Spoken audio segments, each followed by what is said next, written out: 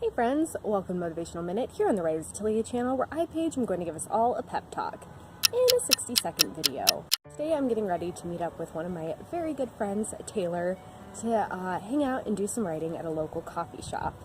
So as I was getting ready, I realized I really did not feel like putting on makeup. And I feel like when we first met and we first started hanging out, I never, ever would have considered going out, meeting a friend, looking like this. I don't have eyebrows. They don't exist. But as we've gotten to know each other and as I've gotten more comfortable, I've realized that I can show my true self with all of my flaws and not feel weird about it.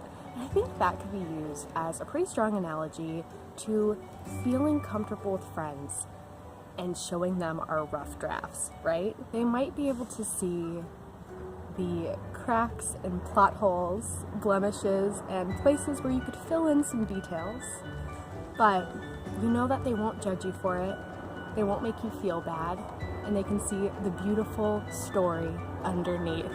It doesn't all have to happen at once.